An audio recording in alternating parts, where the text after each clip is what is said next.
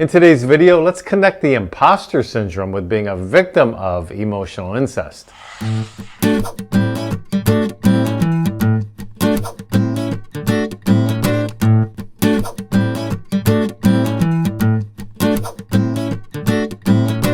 So the imposter syndrome is a psychological term for growing up full of self-doubt, not believing our own capabilities. The imposter syndrome makes us feel like we're a fraud inside. We're going to be exposed at any given moment. I'm not intelligent or as capable as other people think. I don't know why they're thinking this about me because I sure don't believe that about myself. They may be very competent and capable and they would get an A+ on the scorecard, but they don't believe this about themselves. They feel like an imposter, a phony.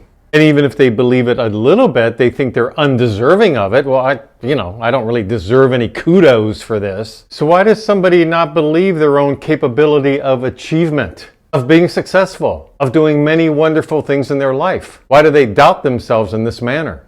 Well, it's common for victims of emotional incest to grow up believing internally they are a fraud inside. And that's because for their own parents, they had to perform. They had to be what the parents wanted them to be. It was all about being perceived a certain way, not about being authentic. And they had to do this. They were pressured into this. If they tried to be themselves or express an honest opinion or show an authentic feeling, they would get messages both verbally and non-verbally that that's not allowed. You better be, says a narcissistic mother to a child like this, you better be what I want you to be.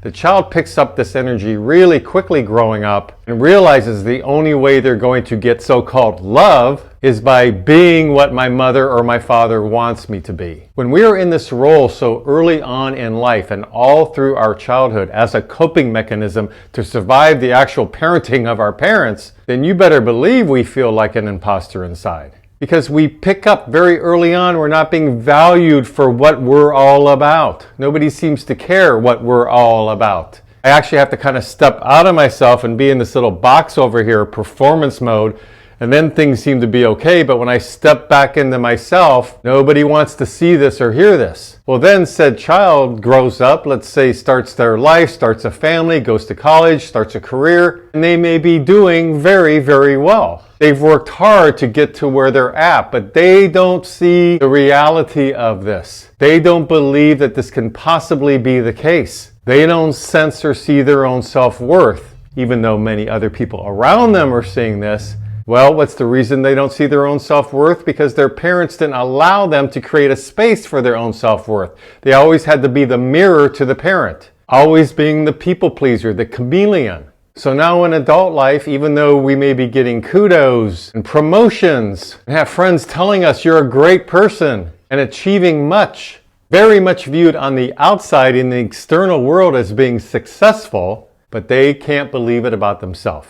And that's very sad, and that's what the imposter syndrome is. Without some deep therapeutic work, this is absolutely going to be continued on, transferred, and projected into our adult life. Oftentimes we don't even know we're doing that.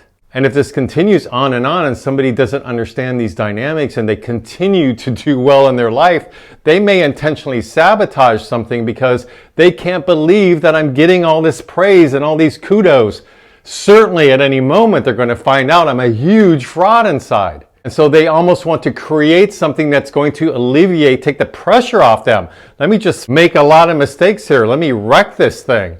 Let me sabotage it. Because then they're going to feel more comfortable in a way because they're matching their view of themselves in their mind as a child. So that's why we really want to explore this with a therapist and get a handle on it, because if self-sabotage starts to step in, then we become our own worst enemy. So if you're living in the dynamic of the imposter syndrome, you'll never really be able to realistically assess what you're all about, what you're capable of, what you're competent of doing, your real talents, your real gifts, because you're looking at it from an illusion. You're looking at it from that childhood view of yourself, which doesn't tie into the reality of your adult life. Also in this syndrome, you may set very high goals for yourself and really beat yourself up if by chance you don't complete something or do something the way you think it should be done.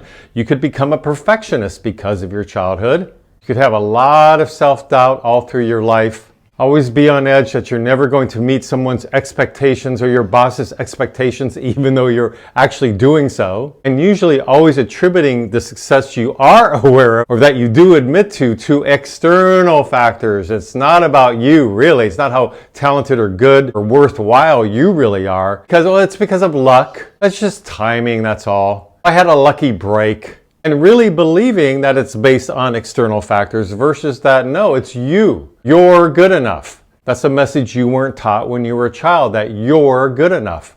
Now you're reparenting yourself, which will also include that you do so good if you start to believe that just because you stayed up all night and practiced, just because you over-prepared for something. If you're very sensitive to criticism, because after all, that would mean that they're seeing through me. You may be seeing the criticism as they're beginning to see the real me. If any of what I just mentioned, and there's others as well, tie into your life, if you were emotionally smothered as a child growing up, perhaps the golden child, the mini husband or the mini wife, then the imposter syndrome may indeed apply to you. And the more we embrace ourselves and have a lot of self-love and self-care, the more we can shine authentically, and then we start to believe it. Love to hear any comments you may have about this video. Feel free to leave them below in the comments section. Please subscribe to my mental health YouTube channel if you like these kind of videos. And until next week, this is Brad Shore signing off from Ask a Shrink.